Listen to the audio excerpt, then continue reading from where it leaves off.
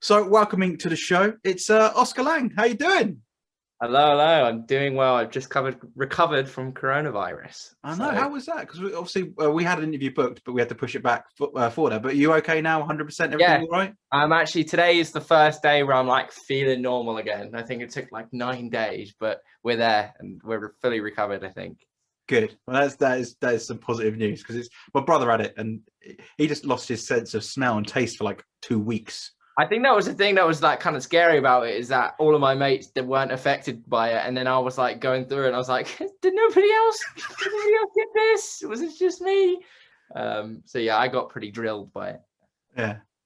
Right. So obviously there's some quite important things happening this week. There's like a thing called a debut album. Is it out on Yeah, Friday?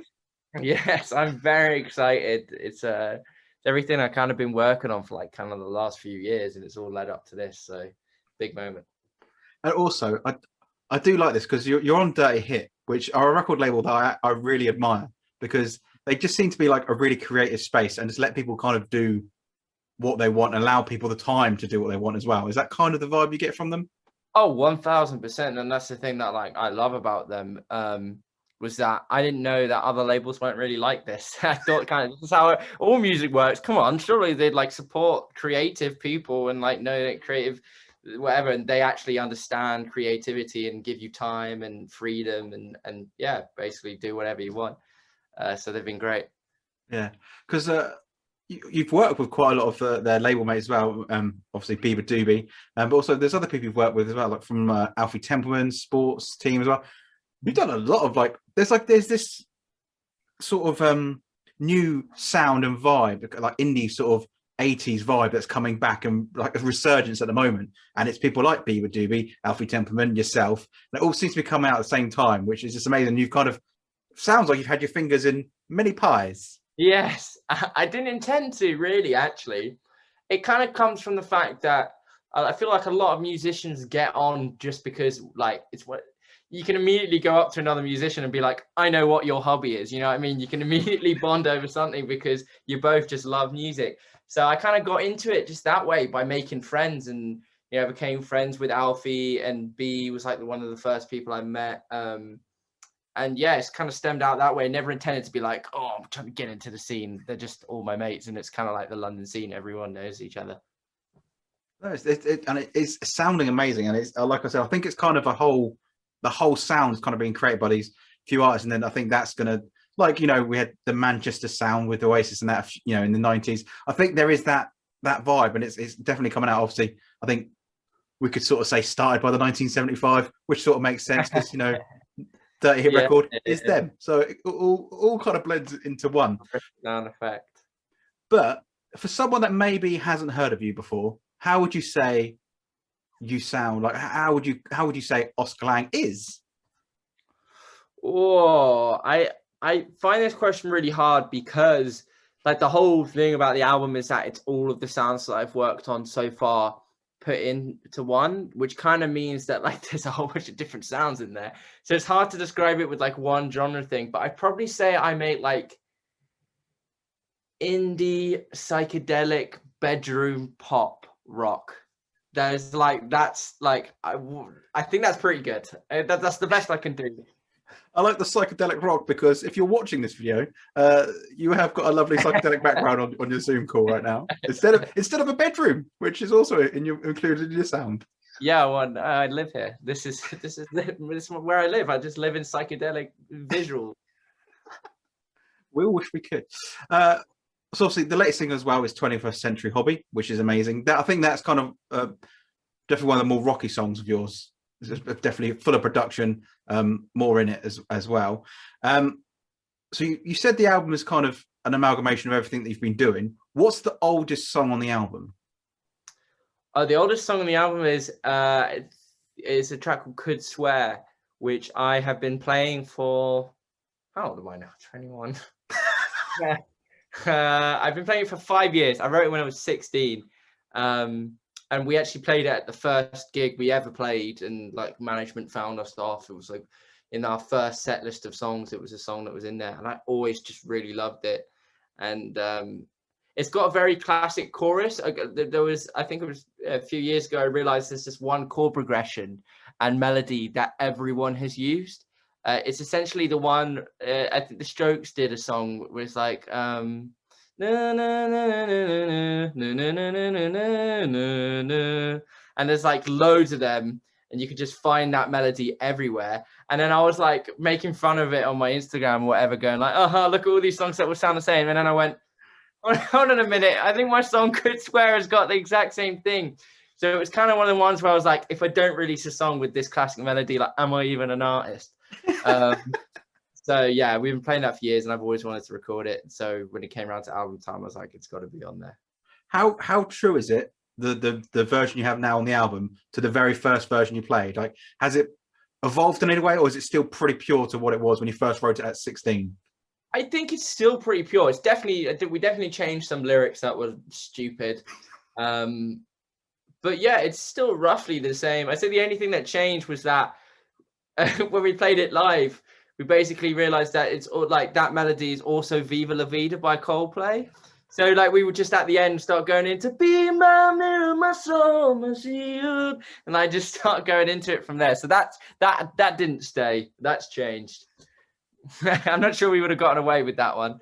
Well, I think I think it's The Scientist has the same chord progression as a Take That song. So I remember seeing Coldplay, and he was just singing Back for Good over The Scientist. Oh yeah. That's the thing with like most pop music nowadays, is that there'll be very like themes that repeat, but they don't really matter that they're repeating, because I feel like my song is so different to, you know, it doesn't sound like Viva La Vida. You wouldn't even realize it until you contextualize. And now you will. Yeah, now you do. Now there's some context there, but yeah, as long as you make it different in your own thing, it's a whole different thing. Yeah. What is the one song? What's your favorite song out at the moment?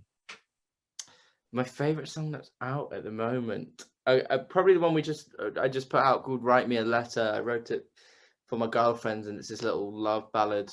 And I just always thought it was very cutesy and like kind of Pixar-y and John Lewis, pure John Lewis advert. But the next one that's coming out with the album, my single, it's going to be like the lead single with the album, is probably my favorite track off the album. So I'm very excited for that one. So besides yourself, who are you listening to at the moment? Like if you just had to go sit down and put on a CD or you know, choose someone to stream online, who would you instantly go, yeah, I want to listen to them right now?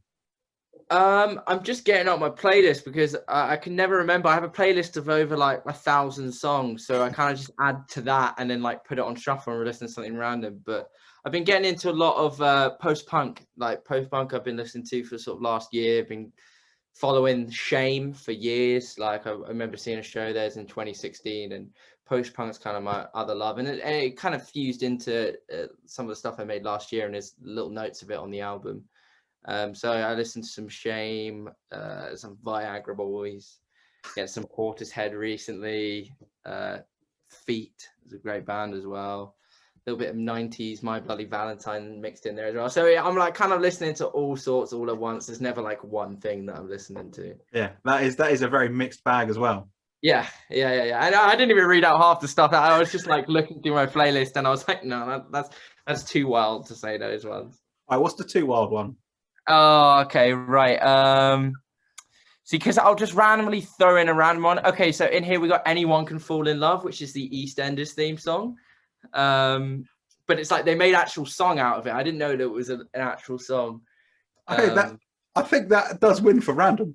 Yeah. I wasn't expecting that. You just get that, like you'll be listening to some sick post-punk track, and then the Game of Thrones theme song will come on. It's just like, it's just pure randomness, but I love all types of music, so it's hard to control it. I think that's good because I love so many different genres. When I was a teenager, I was very restrictive. I would only listen to like, it has to be rock and metal. And then over the years, especially being on radio, you kind of get exposed to a lot more. I'm like, why wasn't I not listening to this? Because it's really good stuff. Well, I find that I go in like different phases where like I'll add different genres to my collection, where I'll get into something, be really into that, and kind of listen exclusively to that, and then come out of it, and then just it goes in the playlist like filing, and then it will always be there, and I can like listen to it, and it will just yeah, it just becomes part of my music taste. But for a while, like little sections of time, I'm just like fully focused on this one genre. That's good. Right, so obviously we've got the debut album, Tudor Scenery. It's out on Friday, the 13th, which is this Friday. But also this Sunday, you're coming to Southampton to do a little in-store. Yes. That's I always get the name of this place wrong. Vinlo. Vino. I always get it wrong. It's Vin I think like it's hello. It's not spelled Vinilo, no? Yeah, Vinilo. That'll do. Yeah, Vinilo. It's gonna be really nice. It's gonna be great. It's gonna be a chill one. Just people come down, hang out, chill outside, have a smoke, have a drink. We're gonna kick it about the record store all day and just chatting to everyone. I really want to just say hi to everybody that I haven't been able to say hi to for the last 2 years. Yeah. It's been a long time. Been a long time. When was your last actual show? March, I think. I want to say March 11th. It was like a few weeks before the lockdown. Yeah, crazy. Well, March 11th, 2020. That not 2021. So it's been a very long time, but we're really excited to get back out there. Are you comfortable with the fact that you remembered your own songs to go again? No, not at all. But I will. I'll get back to we'll get back into it. I'm slightly nervous, but also like jittery, like excited to go and raring to go. But now at this point, I've just forgotten what it feels like to play a show, so I need to be reminded. I think audiences are like that as well. I've been to one gig so far since restrictions have lifted, and everyone was like, "What do we do? Do we?" Yeah. What do we do? What's it? Do we clap? What is this? I have to clap at the end of each song. Pretty much, yeah. Because it's just been a strange old time, and everything's been done by this for essentially 2 years, and it's. Yes, I've gotten used to like gauging the end of sentences so well now, and like timing it perfectly with like the internet slowdown. I'm like, okay, I think the sentence is ending now, so I start talking now. And, so yeah, it's gonna be weird having to adjust back to being no lag in a conversation. Well, you could just stand there and just be like, yeah, just do it in real life. Just put some natural delay in, or just walk away and then come back. Oh, my internet went down. Sorry. So obviously we've got the album coming out. You've got the couple of live shows like the in-store on Sunday. What else can we expect from you over the next few months? Well, really, we've got a headline tour in October where we're going to be doing the full band setup. So you'll be able to hear all the tunes that we've been releasing for the last year and all of the album as well on tour, which is going to be amazing. Like, we're coming back with a whole new sound and a whole new vibe that's just going to knock your socks off. Like, if you come see us, get ready for a loud show. And yeah, more music, really. I'm never gonna stop ever again in my life. Never gonna stop. Just keep recording music and releasing it forever. So be ready for it. I mean, that's not a bad thing to be doing, is it? Just sitting there and releasing music and making music. When can we expect the announcement for the tour then? Has that been? It's already been announced. It's you can go find the dates all over on my Instagram, which is @oscar.lang. Yeah, it's all up on there. All the information's there. Cool, amazing. So obviously people need to get a hold of the album on Friday. Come see you Sunday as well. Come chill out. And then obviously we've got the full tour as well. It's a very exciting time to be, and we're back with people as well. That's the cool thing. We're back, baby. We're back. It's a perfect time to release an album when you can actually see people. Oh yeah, that was the worst thing about last year, is releasing EPs and being like, I can't play these songs that are made to be played live. Yeah. Yeah, I can't wait. No, it's an exciting time, and thank you so much for coming on to the show, and best of luck with the album. We love the track 21st Century Hobby as well, and and good luck with the in-store on Sunday as well. Cheers, man. Thank you for having me on. Yeah, cheers, Oscar. Thank you very much. Nice one.